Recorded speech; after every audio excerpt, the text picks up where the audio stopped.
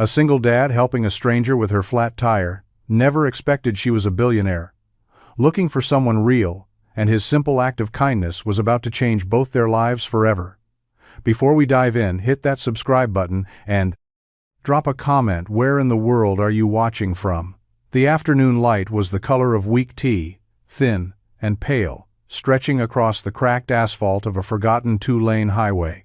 Ethan pulled their old minivan onto the gravel. Shoulder the engine sputtering with a final cough of protest, he rested his forehead against the steering wheel. For a long moment, the plastic warm and worn beneath his skin. The silence that followed was heavy, broken only by the soft sigh of the wind through the pines and the gentle hum of his own exhaustion from the back seat. His daughter Maya piped up her voice, a small bright bell in the quiet. "Is this where we're stopping for dinner, Daddy?" He looked at her in the rearview mirror. Her face framed by a halo of messy brown curls, her eyes wide and trusting. "Yeah, kiddo," he said, forcing a smile that didn't quite reach his own tired eyes. "Looks like this is it." Their world had shrunk to the size of this minivan. In the last 6 months after his wife had passed and the medical bills had swallowed their savings whole, every day was a careful calculation of miles and dollars, of finding work where he could as a carpenter and moving on when it dried up. The minivan was their home, their transport, their dining room, and lately it felt more like a cage than a sanctuary. He popped the trunk and pulled out their life support system, a small cooler, a folding table, and a battered propane stove. Maya hopped out, her worn sneakers crunching on the gravel, and immediately set to her task, arranging the 3 mismatched camp chairs with the seriousness of a seasoned road warrior. Ethan set up the stove, his hands moving with the practiced efficiency of a man who had done this 100 times before. He was a craftsman by trade. His hands knew the language of wood, of joinery, of bringing something sturdy and beautiful out of raw material, but now they were just tools for survival. Opening cans, lighting burners, trying to build a moment of normalcy for a little girl who deserved a whole world of it. The sound of a slow approaching engine made him look up. A sleek silver car, so out of place on this road, it looked like it had fallen from another planet, glided to a stop about 50 yards away, its tires hissing softly on the gravel.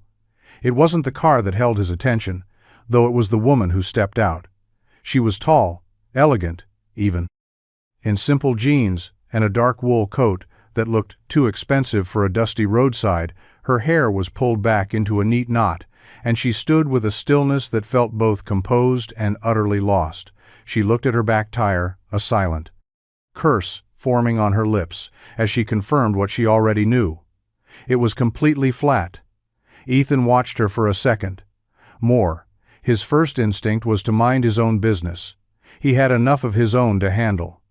But then he saw the way her shoulders slumped, the faint tremor in her hands, as she pulled out a phone only to stare at the screen with a look of defeated resignation. No signal. He thought, of course not. He wiped his hands on his jeans, a habit ingrained from years in a workshop, and sighed. Some things you just couldn't drive past. He turned to Maya. "Stay here." "Okay, I'm just going to see if she needs a hand." Maya nodded, already engrossed in arranging a family of pebbles on the picnic table as Ethan walked toward the silver car. The woman looked up, startled, her eyes, a shade of blue so deep they seemed to hold the dusk within them. They were guarded, wary, the eyes of someone not used to accepting help from strangers. And Ethan, in his faded flannel and work-worn jeans, knew exactly what he must look like to her. Another problem on a day already full of them. He stopped a few feet away, hands held up in a gesture of peace. "Looks like you've got some trouble," he said, his voice calm, and even she stared at him for a beat, longer than necessary, her mind clearly racing through 1,000 scenarios, most of them probably ending badly. Her jaw was tight, a small muscle flexing just beneath the skin.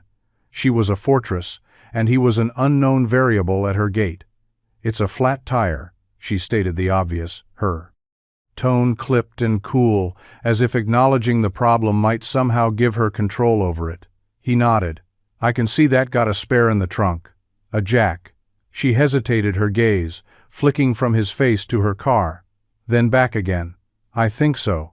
She said the words laced with an uncertainty that betrayed her polished exterior. He could see the conflict in her eyes, the ingrained suspicion warring with the practical need for help. He wasn't offended, he understood it.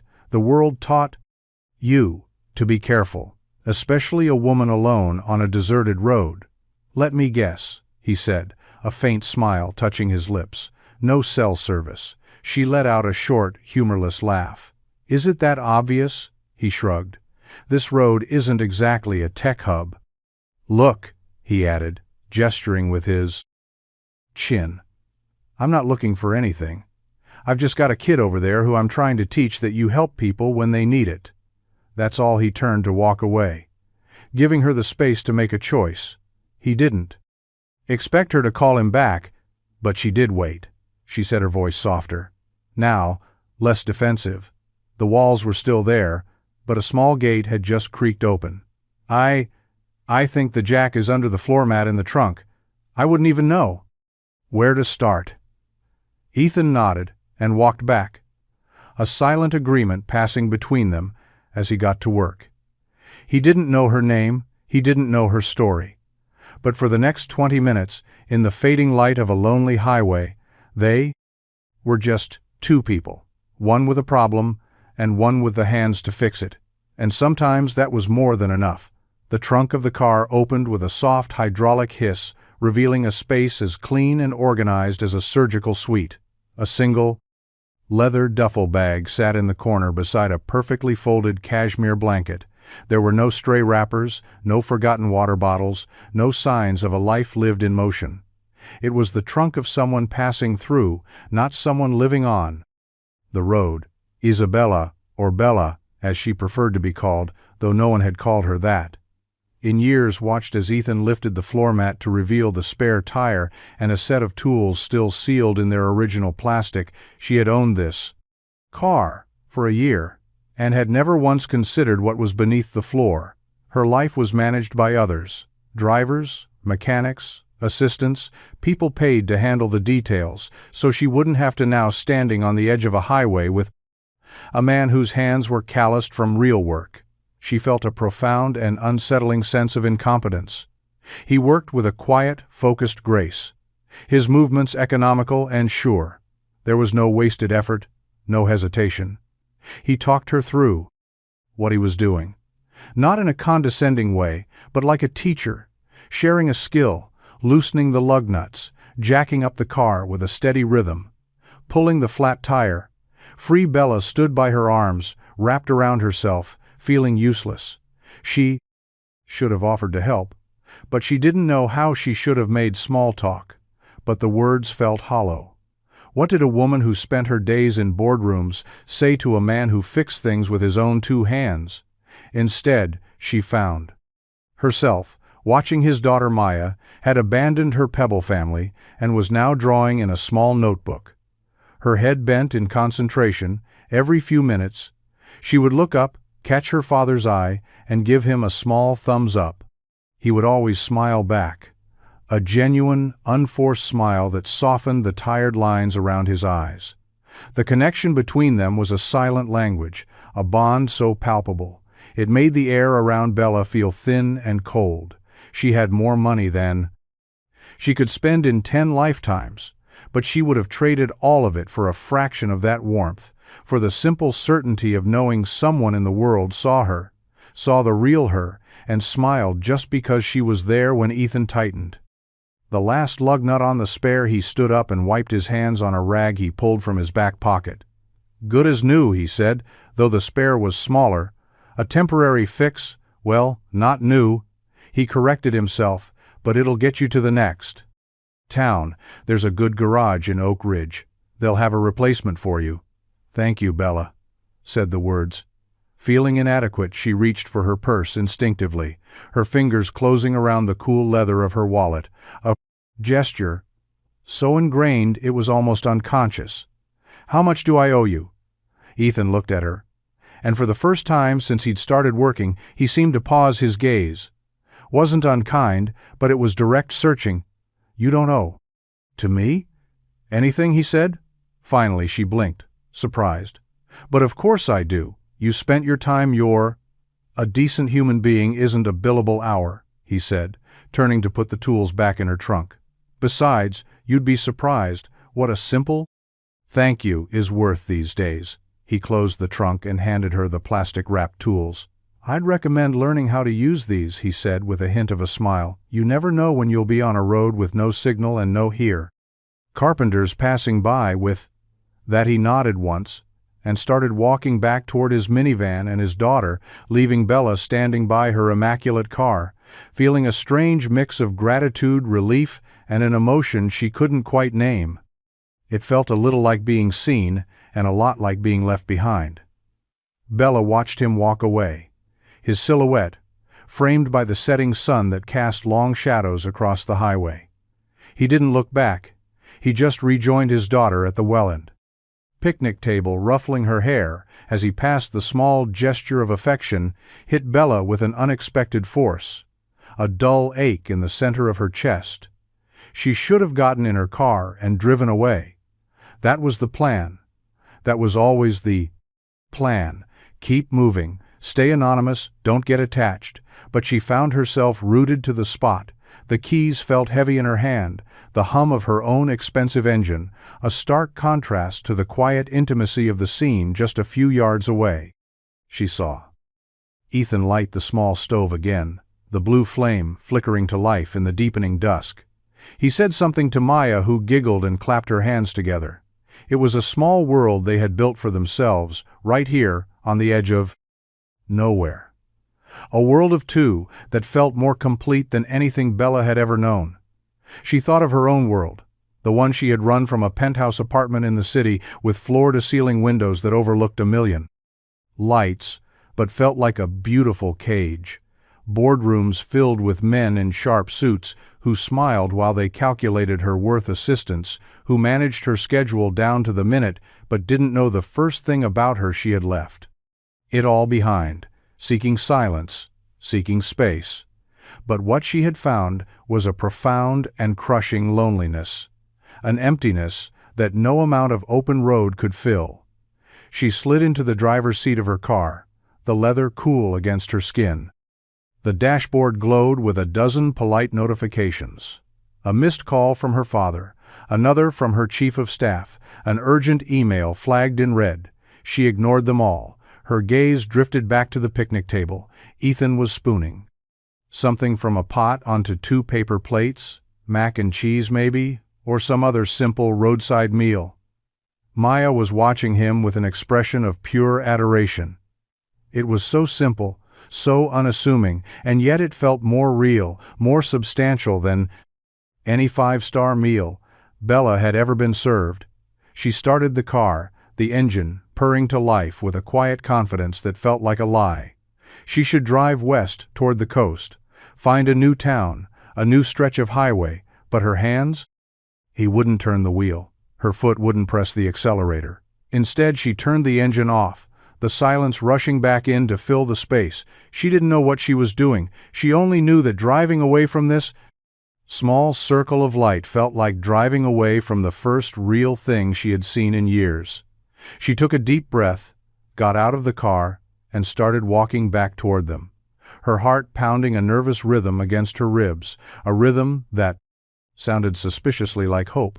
Ethan looked up as she approached, his expression a mixture of surprise and caution. He had expected her to be miles down the road, by now a silver glint disappearing into the horizon. Instead, here she was, walking back into the small circle of light cast by his camp stove. Her hands were tucked into the pockets of her coat, her posture uncertain. My car, Bella started, then trailed off, realizing the excuse was flimsy. Even to her own ears, she took a breath and tried again with the truth.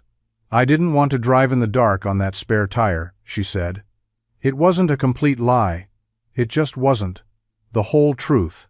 Ethan studied her for a moment, his eyes moving from her face to the darkening sky. He didn't call her on it, he just nodded.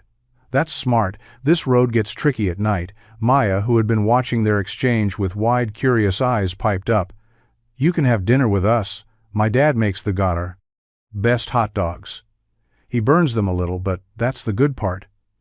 Ethan shot his daughter a look of mock betrayal, but a small smile played on his lips. "We've got enough," he said, gesturing to the empty camp chair. "It's not much, but—" "You're welcome to it." Bella hesitated for a fraction of a second. The invitation was so simple, so genuine, it disarmed her in her world. Every offer came with an agenda, a hidden clause, a silent expectation of reciprocity. But this was just kindness. She found herself nodding before she had even fully decided. "Thank you," she said, her voice softer than she intended. I'd like that she sat down in the third chair, the metal cool beneath her, and watched as Ethan placed a hot dog on a paper plate and handed it to her. There were no linen napkins, no crystal glasses, just the smell of pine and campfire smoke, and the company of two strangers who had offered her a place at their table without asking for anything. In return, for the first time in months, Bella didn't feel like she was running. She felt like she might have just arrived somewhere. The hot dog was exactly as Maya had described it, slightly charred at the edges, nestled in a plain white bun with a single line of mustard drawn down the middle. Bella took a bite, and the simple taste of it, the smoky flavor, the soft bread was a revelation. It wasn't about the food, it was about the moment, the shared warmth in the cool night air, the quiet crackle of the stove, the easy rhythm of conversation between father and daughter. They ate in a comfortable silence. At first, but Maya, a natural diplomat, couldn't let it last. "So, what's your name?" she asked her mouth too full of bun. "I'm Maya. And this is my dad." Ethan. Bella swallowed her bite and smiled at the little girl. "I'm Bella," she said. It was strange to say her name without the weight of her surname attached to it here. She wasn't Isabella Rhodes, the Rhodes of Rhodes Enterprises. She was just Bella, a woman with a flat tire sharing a hot dog at a picnic table. "Where do you live, Bella?" Maya pressed on Ethan. Gave her a gentle look. Maya let the lady eat. Bella waved it off. "It's okay right now. I guess I live in my car," she said, which wasn't entirely untrue. Maya's eyes widened. "That's so cool, like a road trip," Ethan chuckled. "It's one way to put it."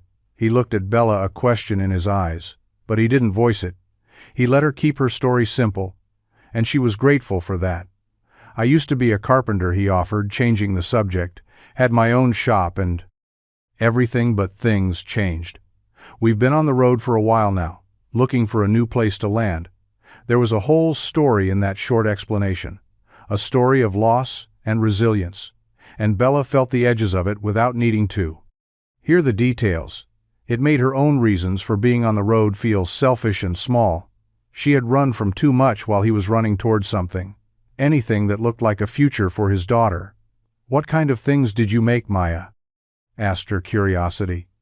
"Endless furniture cabinets, sometimes little things, toys." Ethan's voice softened for a moment. "He made a wooden bird for Maya once, carved it from a single piece of oak. It had wings that actually moved." He paused, a shadow passing over his face. "We lost it a few months back during one of our moves." Maya's face fell. "I named him Pip," she said quietly. Bella's heart gave a small, painful twist. She knew what it felt like to lose the one thing that reminded you of a better time, a time before the world got complicated and heavy. She looked from the father to the daughter and saw the same quiet strength, the same unspoken grief, and she felt a connection to them that was as terrifying as— It was undeniable after dinner, as the stars began to poke through the dark canvas of the sky like tiny pinpricks of light. Ethan started to clean up. He wiped down the table with a wet cloth and packed the cooler with a quiet efficiency that spoke of long practice. Bella offered to help, but he just shook his head and gave her a small smile. "You're the guest," he said. "Your only job is to make sure Maya doesn't try to climb a tree in the dark." Maya, who was now lying on her back on the picnic table bench, was tracing the constellations with her finger. "Do you know any of their names?" she asked Bella, looking up at the sky. Bella lay back on the bench beside her, the rough wood pressing into her back, and pointed a finger toward a bright cluster of stars. "That's the Big Dipper," she said. "And that one over there is Orion's Belt. My dad taught me their names when I was a little girl. We used to have a telescope on the roof of our building. She spoke without thinking, the memory slipping out before she could stop it. She rarely spoke of her father, not the real one anyway. The one who existed before he became the chairman of the board, the one who had time for stars and stories. Maya looked at her, her head tilted. Do you miss him? Bella was quiet for a moment. Yeah, she said, her voice barely a whisper. I do. Ethan paused his work, listening from the edge of their small circle of light. He didn't interrupt. He just let the quiet moment hang in the air, a fragile confession shared under a blanket of stars. He could sense the story. Bella wasn't telling the life she was carefully omitting from her narrative. But he also sensed her loneliness. It was a familiar feeling, a quiet companion on his own journey. He finished packing and came to stand by the table, looking down at the two of them. It's getting late, he said gently. We should probably get some sleep. Maya sat up reluctantly, but he didn't argue. She gave Bella a quick, shy hug that caught Bella completely off guard. Thank you for showing me the stars, she said. Bella hugged her back, her arms closing around the small, warm body. It was the first genuine hug she'd had in years, and it almost broke her goodnight. Bella. She watched as Ethan tucked Maya into the back of the minivan, pulling a thick blanket up to her chin. He spoke to her in a low murmur, his voice a soft rumble of comfort and love. Bella felt like an intruder, watching such an intimate, private moment.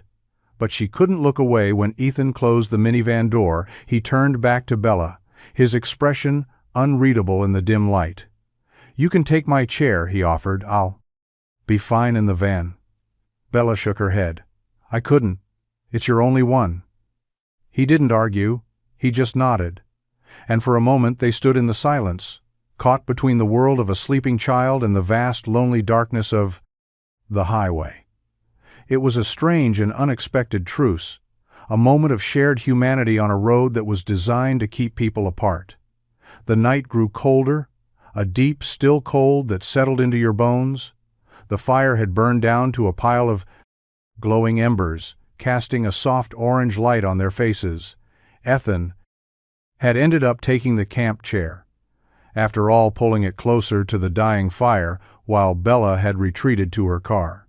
She had offered him a blanket from her trunk, a thick cashmere, one that probably cost more than his entire wardrobe, but he had politely refused, saying his jacket was enough. They sat in a comfortable silence for a while, the only sounds, the chirping of crickets and the distant rumble of a passing truck. It was a silence filled with unspoken questions and shared understanding, a fragile peace that neither of them wanted to break. So you're really looking for a new place to settle down? Bella asked, her voice quiet from the open window of her car. Ethan nodded, staring into the embers. Anywhere that's quiet, has good schools, and maybe a place where a man can make a living with his hands. Sounds nice, she said, a hint of wistfulness in her tone.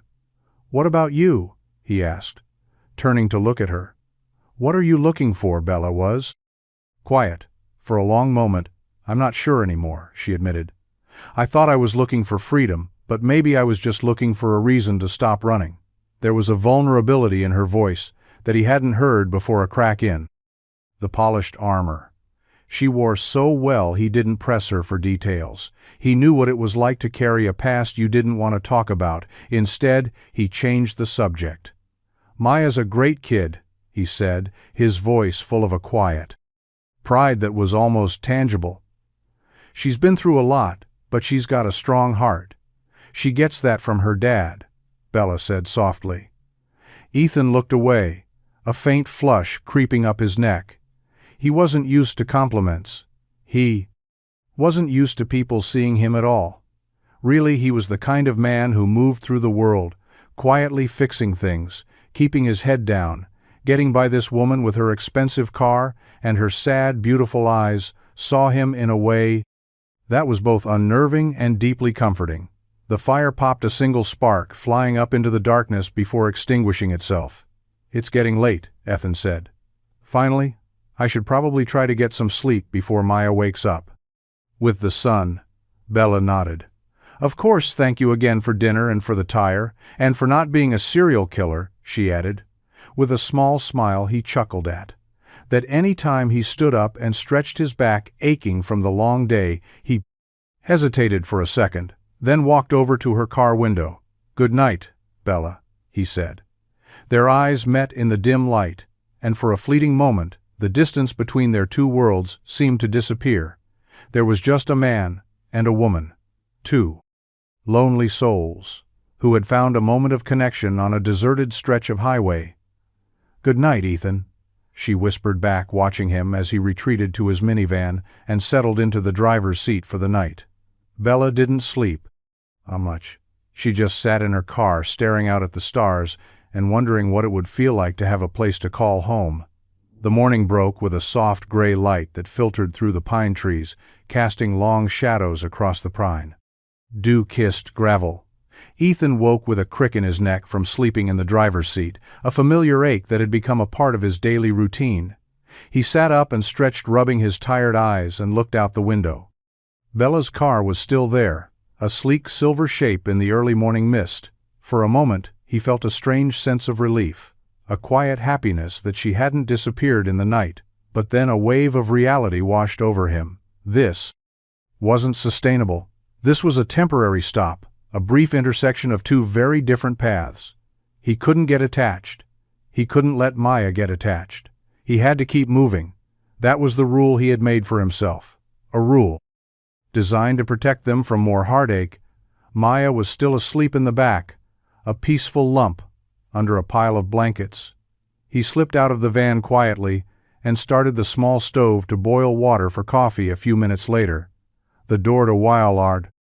Bella's car opened, and she stepped out.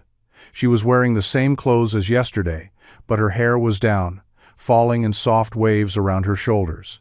She looked less like a polished executive, and more like a woman who had spent a long night thinking. "Coffee?" he asked, holding up the kettle. She nodded and walked over, her movements slow and deliberate. She looked tired. Her eyes held a new kind of sadness, a resignation that hadn't been there the night before. He handed her a mug, and they stood in silence for a moment, watching the steam curl up into the cool morning air. "I should probably get going," she said finally, her voice quiet. "I need to get this tire replaced."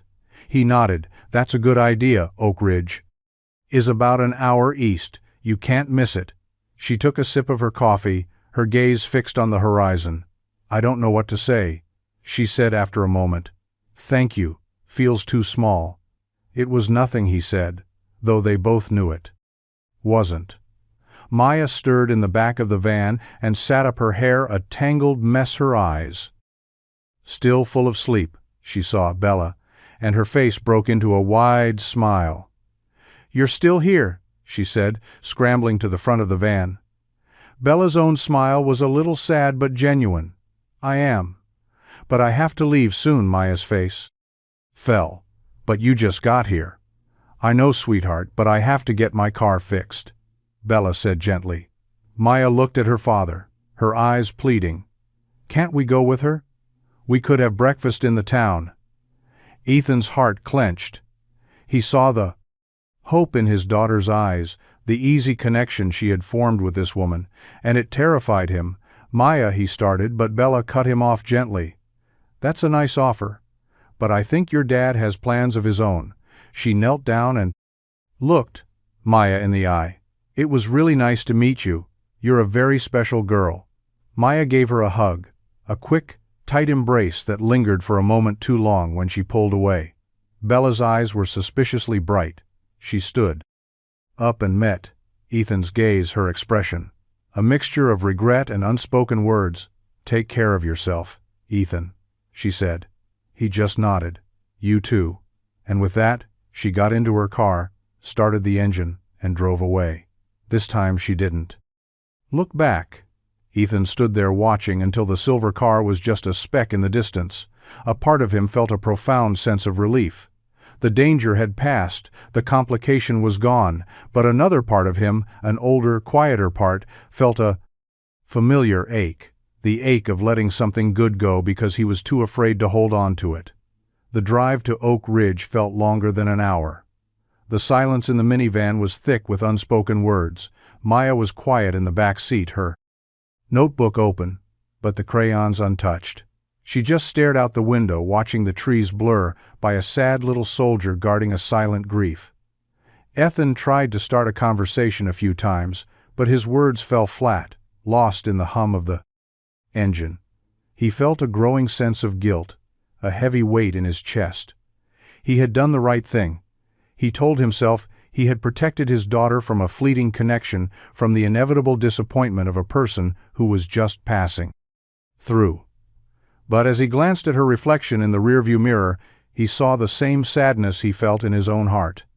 Maybe he hadn't protected her at all. Maybe he had just taught her that good things don't last. They reached the small town of Oak Ridge just before noon. It was a quaint place with a main street lined with brick buildings and a town square with a gazebo at its center. Ethan found the garage easily, a small family-run operation with a friendly mechanic who promised to have a new tire for the silver car. In a few hours while they waited, he took Maya to a small diner for lunch. The place was warm and smelled of coffee and fried bacon, but Maya just picked at her grilled cheese. Appetite gone. Ethan watched her, his own food tasting like sawdust. He had to fix this. He had to do something to bring the light back to her eyes. After lunch, they wandered down Main Street looking in the shop windows. That's when he saw it. In the window of a small antique store tucked between a hardware store and a bakery was a small wooden bird. It was carved from a dark wood, its wings outstretched, as if in mid-flight it wasn't the same as the one he had made for her years ago, but it was close, so close. It made his heart ache. He stopped in front of the window, his breath catching in his throat. Maya followed his gaze, and her eyes widened. "Pip," she whispered, her voice full of a sudden fragile hope. Looks just like him. Ethan's mind raced. He knew he shouldn't. He didn't have the money to spare. Every dollar was accounted for, but the look on his daughter's face, the first spark of real joy he had seen all day, was something he couldn't ignore. "Come on," he said, taking her hand. "Let's go inside." The bell above the door chimed as they entered the shop, and the old woman behind the counter looked up and smiled. It was a small price to pay, he thought, for a piece of his daughter's happiness back, and maybe, just maybe, a piece of his own atonement for letting another good thing fly away. Bella sat in the waiting room of the garage in Oak Ridge, the smell of rubber and old coffee filling the air. She stared at the faded magazine on the table in front of her, not really seeing it. Her mind was miles away back at the rest stop, replaying the morning's goodbye over and over. She had done the right thing walking away. It was cleaner, safer for everyone. But it felt wrong. It felt like she had run away again. Not from her past, but from a possible future. She had told herself that Ethan was right. She was a complication, a disruption to the quiet life he was trying to build for his daughter. But as she sat there in the sterile silence of the waiting room, she realized that maybe quiet wasn't what she wanted anymore. Maybe she wanted messy and complicated and real. A voice from the doorway startled her. "Miss Rhodes, your car is ready." She looked up the mechanic. A kind-faced man with grease-stained hands was smiling at her. She stood up, paid the bill, and walked out to her car. The new tire was black and sturdy, a perfect match for the others. It was as if the flat had never happened, as if the last 24 hours were just a strange dream. But it wasn't a dream, it was a choice, a fork in the road, and she had taken the path that led back to her old life of loneliness and isolation. She got in the car and started the engine, her hands gripping the wheel. She could keep driving east, head back to the city, face the music deal with the fallout of her disappearance. Or she could do something else, something reckless and illogical and terrifyingly hopeful. She thought of Maya's hug, the warmth of her small arms around her neck. She thought of Ethan's smile, the way it softened, the tired lines around his eyes. She thought of the stars and the hot dogs and the quiet understanding that had passed. Between them, without a single word, she pulled out of the garage and turned onto Main Street. She didn't know what she was looking for. She just knew she had to look, and then she saw them. They were coming out of a small antique shop. Their heads bent together over a small object in Ethan's hands. Maya was smiling, a real genuine smile that lit up her whole face, and Ethan, he was looking at his daughter with a love so fierce and tender it made Bella's heart ache. She pulled the car over to the curb and watched them. Her breath caught in her throat. She couldn't leave. Not now. Not when she had just found the one thing she had been searching for all along, a reason to stay. Ethan didn't see her. At first he was too focused on the small wooden bird in his hand and the look of pure joy on his daughter's face. He had spent the last of their grocery money on it. A reckless and impractical decision.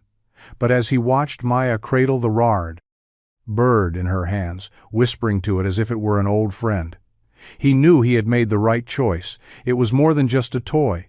It was a piece of their past, a symbol of a time before the world had become so heavy. It was hope, carved from wood.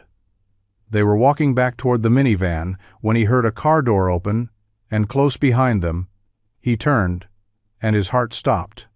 Bella stood on the sidewalk a few feet away, her hands tucked into the pockets of her coat. Her expression, a mixture of nervousness and determination. She had come back for a moment. Neither of them spoke. They just stood there, on the quiet main street of a small town, the world seeming to hold its breath around them. Maya was the first to break the pard. "Silence, Bella," she cried, running toward her and throwing her arms around her legs.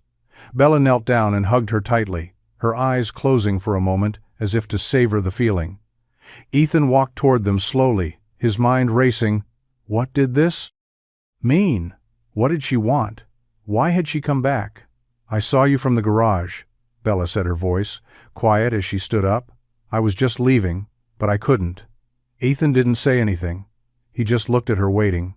She took a deep breath. "I was wrong to leave," she said. "I was scared. I'm always scared, but running away isn't the answer. Not anymore." She looked at the wooden bird in Maya's hands, and a small, sad smile touched her lips. "You found him," she said. Maya beamed. "His name is Hope." Now Ethan's gaze met Bella's, and in that moment he understood she wasn't here to complicate his life. She was here because she was just as lost as he was, and maybe, just maybe, they could find their way together. "I don't know what this is," Bella said, her voice trembling slightly. "I don't have a plan. I just know that I don't want to be alone anymore, and I don't want you to be either." She looked at him, her eyes pleading for him to understand, to believe her. And for the first time since his wife had died, Ethan felt a flicker of something he had thought was long extinguished, a tiny, fragile spark of hope. He looked at his daughter, who was now holding Bella's hand, as if she had always belonged there. He looked at the woman in front of him, who had everything and nothing at the same time. And he made a choice. He took a step forward and closed the distance between them. He didn't say a word. He just reached out and took her other hand, his calloused fingers wrapping around hers, a silent promise, a new beginning. The diner was small and cozy, the kind of place that had been serving the same comfort food for 50 years. The vinyl on 28. The booth seats was cracked, and the coffee was a little burnt, but it was warm and it was real. They sat in a corner, booth Maya tucked between them, a plate of half-eaten pancakes in front of her. She was happily drawing on a napkin a picture of a bird, a girl, and a woman with a silver car.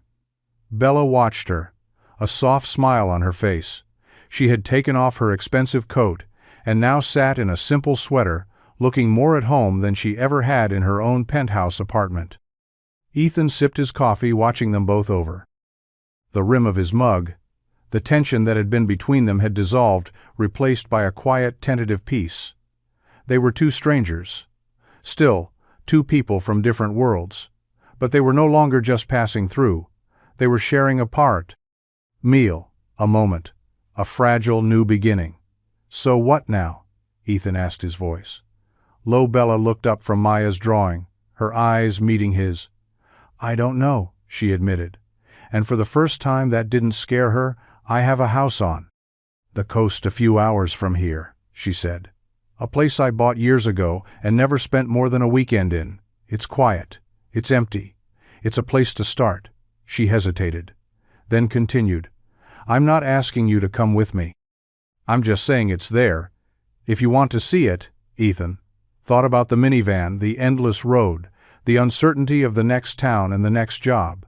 He looked at Maya, who was now holding up her drawing for Bella to admire, a proud smile on her face. He thought about the loneliness that had been his constant companion for so long. Maybe he said, a small smile touching his lips, "Maybe we could use a change of scenery." The waitress came by and refilled their coffees. She gave them a warm, knowing smile, the kind that people in small towns give when they see something good happening. They weren't a family. Not yet. They were just three people in a diner booth: a man who had lost his way, a woman who had run from hers, and a little girl who had a wooden bird named Hope. And as they sat there sharing a plate of pancakes and a quiet conversation, it felt like they were finally heading in the right direction. Home. The house was not what Ethan had expected. He had pictured a modern glass box, a sterile monument to wealth and success, but the house that greeted them at the end of the long winding driveway was something else entirely. It was an old stone cottage covered in ivy, with a wide wooden porch and windows that looked out over the endless expanse of the ocean. It was a house with character, with history, with a soul. Bella unlocked the front door and pushed it open, revealing a room filled with dusty furniture covered in white sheets.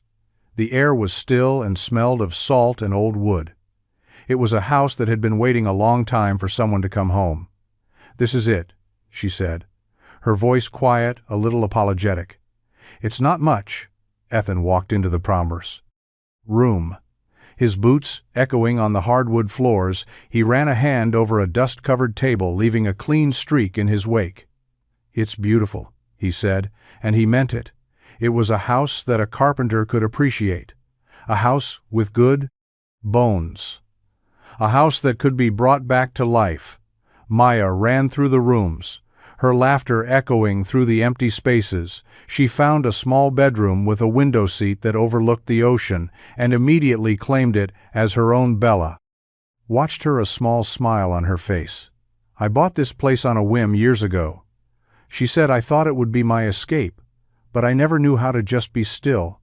I was always running to the next thing, the next deal, the next success." Ethan looked at her. He saw the vulnerability in her eyes, the longing for a life she had never allowed herself to have.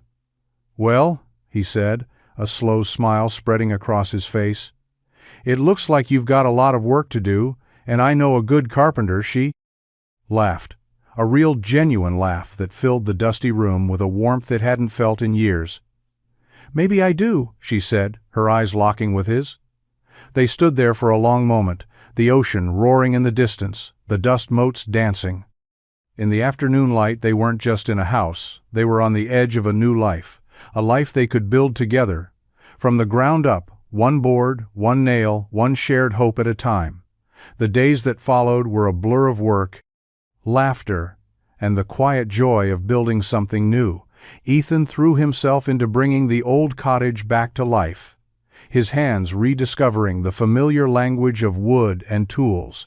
He sanded floors, repaired windows, built bookshelves. He was a man in his element, a craftsman with a purpose. Bella worked alongside him. She learned how to paint, how to spackle, how to use a power drill. She was clumsy at first, her movements unsure, but she was a quick learner, and she wasn't afraid of getting her hands dirty. She was shedding her old life like a second skin. The polished executive replaced by a woman with paint in her hair and a genuine smile on her face. Maya was their constant companion, a small whirlwind of energy and happiness. She helped carry tools, fetched water, and offered unsolicited design advice. She was thriving in the salty air and the steady rhythm of their new life. One evening, as the sun was setting, casting a golden glow over the ocean, they sat on the porch together, drinking lemonade and watching the waves crash against the shore. The cottage was almost finished. The smell of fresh paint and sawdust lingering in the air. It was a home now, a real home, filled with warmth and love. And the promise of a future I never knew I could be. "This happy Bella," said her voice quiet, her head resting on Ethan's shoulder. He put his arm around her and pulled her close. "Me, neither," he said, his voice thick with emotion. They were two broken people who had found each other on a deserted highway, two lonely souls, who had dared to hope for something more. And in this quiet moment on this porch, overlooking the ocean, they had found it. They had found home the first time Bella's father called. She almost didn't answer. The name flashed on her screen, a stark reminder of the world she had left behind, a world of power and pressure, and the cold, empty echo of a name that had once defined her. She let it ring 3 times, her heart pounding a nervous rhythm against her ribs, before finally taking a breath and answering Isabella.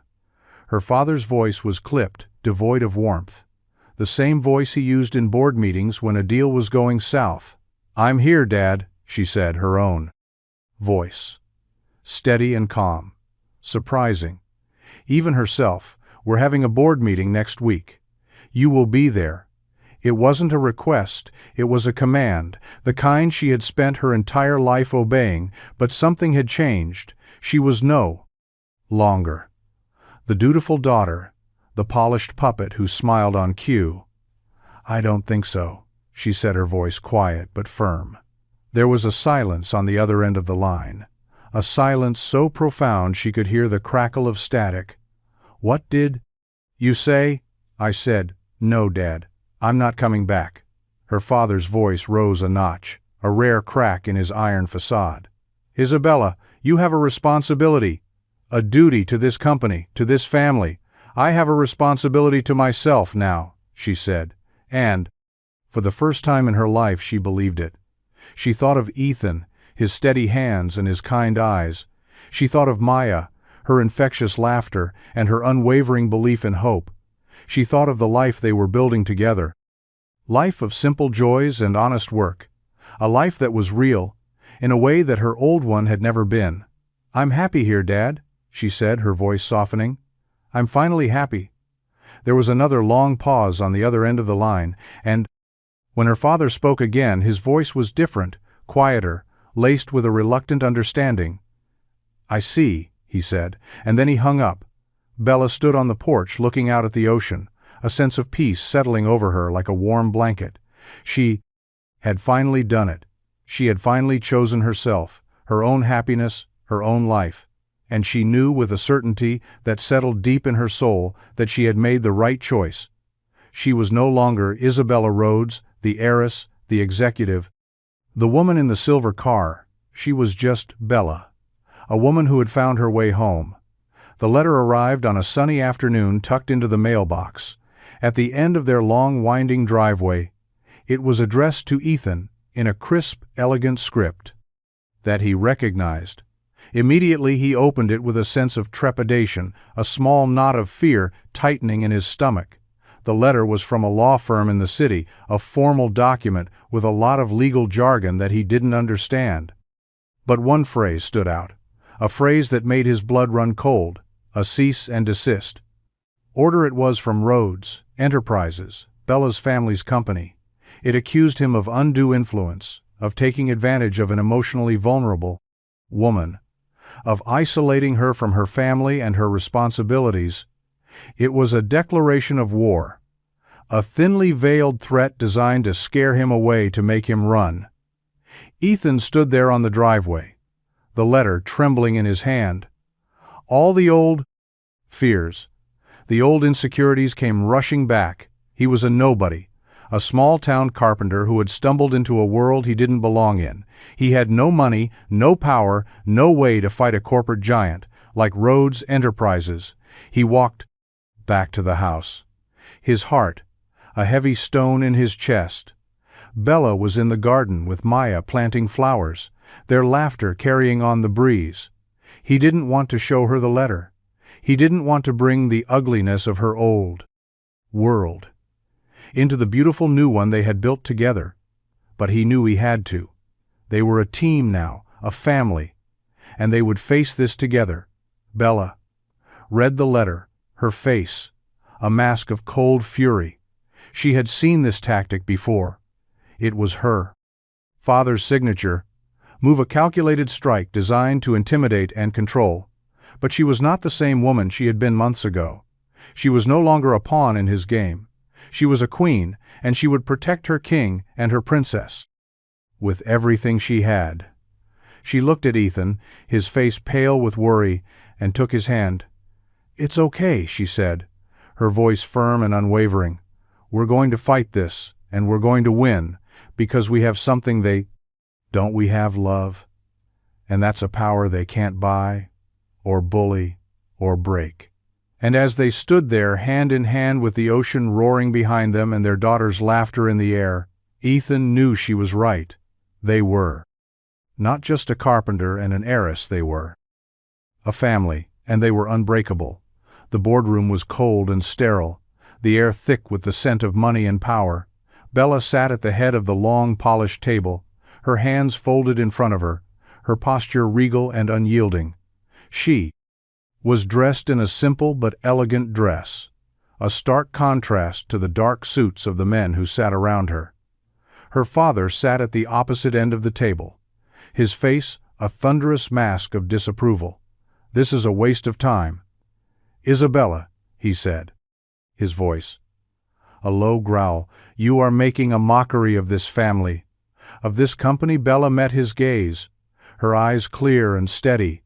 "No, Dad," she said, her voice ringing with a newfound confidence, "you are the one who has made a mockery of this family. You have traded love for power and compassion for control. You have tried to bully and intimidate the best man I have ever known, a man who has more integrity in his little finger than all of you have in this entire room." She stood up, her chair scraping softly against the marble floor. "I am not the same woman who left here months ago. I am not afraid of you anymore. I am not your puppet. I am not your pawn. I am a woman in love, a woman who has found her voice and her strength. And I will not be silenced." A murmur went through the room, the board members shifting uncomfortably in their seats. They had never seen her like this, so bold, so defiant, so powerful. She was no longer the quiet, dutiful daughter. She was a force to be reckoned with. "I am here today to tender my resignation," she said, her voice clear and unwavering. "I am leaving Rhodes Enterprises, and I am taking my shares with me. I am starting a new company, a company that will be built on the values that you have forgotten, on kindness and compassion, and the belief that people are more important than profits." Her father's face was a mixture of shock and anger, and a reluctant flicker of pride. He had raised a fighter, and she had finally found a battle worth fighting. She turned and walked out of the boardroom, her head held high, leaving behind a room full of stunned silence and the echo of a new era. Beginning, she was no longer Isabella Rhodes, the heiress she was Bella, a woman who had fought for her love and won the workshop, was filled with the smell of sawdust and fresh paint, the sound of Ethan's saw buzzing in a steady rhythm. A symphony of creation. Bella walked in carrying a tray with 2 mugs of coffee and a plate of cookies she had baked that morning. She was wearing jeans and a faded t-shirt, her hair tied back in a messy bun. She looked happy. She looked free. Ethan turned off the saw and smiled at her, taking a mug of coffee and a cookie. "What's the occasion?" he asked. She grinned. "No occasion, just celebrating what our new life," she said, her eyes shining. She told him about the board meeting, about her resignation, about her plans for a new company. A company that would invest in small businesses, in artisans, in people like him who were trying to make the world a more beautiful place, one creation at a time. Ethan listened, his heart swelling with pride and love. He had always known she was strong, but he had never seen her like this, so confident, so passionate, so alive. "I have a name for the company," she said, her eyes sparkling. "Rhodes Woodworks, a partnership, a legacy, a new beginning." Ethan pulled her into his arms and kissed her, a deep and passionate kiss that spoke of all the words they didn't need to say. They were no longer two people from different worlds. They were two halves of a whole, a team, a family, and they were ready to build their future together, one piece of wood, one shared dream at a time. The sun was setting over the ocean, casting a warm, golden glow over the small stone cottage. Maya was on the porch, her head bent in concentration as she worked on a new drawing. It was using a set of professional-grade colored pencils, a gift from Bella. Her little fingers moved with a newfound confidence, a budding artist in the making. Ethan and Bella sat on the porch, swinged their hands, intertwined their shoulders, touching, watching their daughter with a quiet sense of awe and gratitude. Their life was not what either of them had planned or expected. It was better. It was a life filled with love and laughter and the simple joy of being together. They had faced their demons, their fears, their pasts, and they had emerged stronger, more resilient, more in love than ever before. The old minivan was gone, replaced by a sturdy pickup truck that Ethan used for his new business, a business that was thriving. Thanks to a partnership with Bella's new company, the cottage was no longer a dusty, forgotten house. It was a home, a sanctuary, a place where they could be themselves and love each other freely and openly. Maya looked up from her. Drawing, her eyes shining with pride, she held it up for them to see. It was a picture of the three of them standing in front of the cottage. A big red heart drawn around them. Above the heart she had written 2 words, "Our forever." Bella's eyes filled with tears. As she looked at the drawing, it was a perfect representation of their life, a life that had been born from a flat tire on a deserted highway, a life that had been built on kindness and compassion and the unwavering belief in the power of love. She leaned her head on Ethan's shoulder, and he kissed the top of her head, his heart full to bursting. They had come a long way from that lonely rest stop. They had found their way home to each other and to themselves, and they knew with a certainty that settled deep in their souls that their forever had just begun. The light in the workshop was soft and golden, the late afternoon sun streaming through the large windows and illuminating the fine particles of sawdust dancing in the air. The room smelled of cedar and varnish and the quiet satisfaction of a day's work well done. Ethan stood at his workbench sanding a piece of rich, dark walnut, his hands moving with the familiar grace of a master craftsman. The wood was for a cradle, a special commission for a new family in the village down the coast. His business, Roads Woodworks, had become a quiet success, not because of any grand marketing scheme, but through word of mouth. People were drawn to the quality of his work, the honesty of his designs, the story of the man who built beautiful things with his hands and his heart. Bella walked in a soft smile on her face. She was carrying a small bundle wrapped in a soft white blanket.